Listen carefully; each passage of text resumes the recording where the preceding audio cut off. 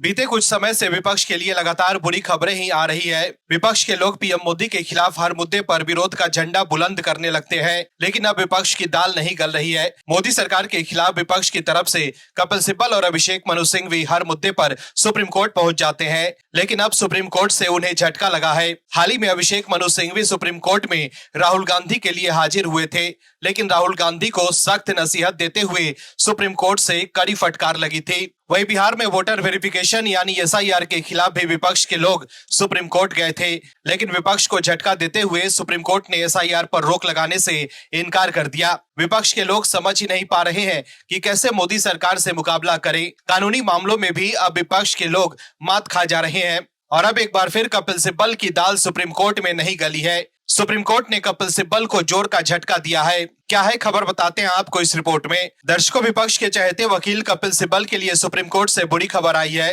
दरअसल कैश बरामद मामले में जस्टिस यशवंत वर्मा को सुप्रीम कोर्ट से बड़ा झटका लगा है। देश की शीर्ष अदालत ने उनकी याचिका को खारिज कर दिया है। कैश कांड के चलते विवादों से घिरे जस्टिस वर्मा ने सुप्रीम कोर्ट में याचिका दायर कर राहत की गुहार लगाई थी, पर टॉप कोर्ट से उन्हें राहत नहीं मिल सकी। जस्टिस दीपांकर दत्ता और जस्टिस एजी मसीह की बेंच ने यह फैसला सुनाया है।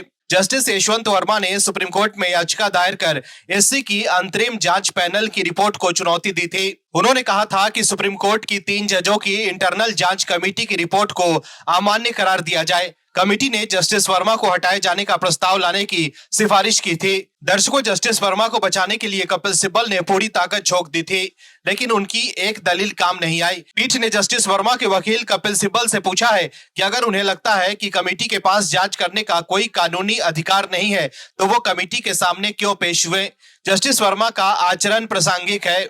आपका आचरण बहुत कुछ कहता है। आपका आचरण आत्मविश्वास को प्रेरित नहीं करता। कपिल सिब्बल सुप्रीम कोर्ट की आंतरिक जांच रिपोर्ट पर भी सवाल उठा रहे थे और कपिल सिब्बल को इस बात को लेकर भी तकलीफ थी कि क्यों तत्कालीन सीजेआई संजीव खन्ना ने राष्ट्रपति मुर्मू और प्रधानमंत्री मोदी को जस्टिस वर्मा को हटाने के लिए उन पर महाभियोग चलाने की सिफारिश भेजी थी, लेकिन सुप्रीम कोर्ट ने जस्टिस वर्मा की कोई दलील नहीं सुनी और उनकी अर्जी खारिज कर दी।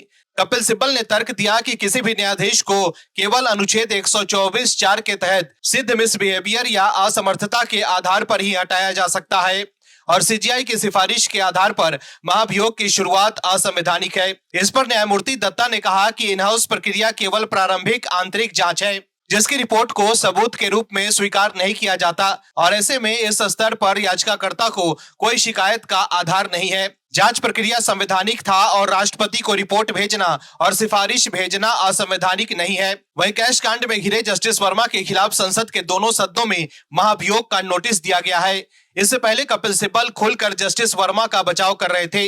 जस्टिस वर्मा के पक्ष में बोलते हुए कपिल सिब्बल ने कहा था कि मैं पूरी जिम्मेदारी से कह रहा हूं कि वे एक बेहतरीन जज हैं, जिनके सामने मैंने बहस की है। आप हाईकोर्ट या सुप्रीम कोर्ट के किसी भी वकील से पूछ सकते हैं। कपिल सिब्बल ने यह भी कहा था कि सरकार कॉलेजियम व्यवस्था को खत्म कर नेशनल जुडिशियल अपॉइंटमेंट कमीशन को लागू करना चाहती है। इसके साथ ही कपिल सिब्बल ने न्यायमूर्ति यशवंत वर्मा के खिलाफ केंद्र और सुप्रीम कोर्ट की आंतरिक जांच की कड़ी आलोचना की थी।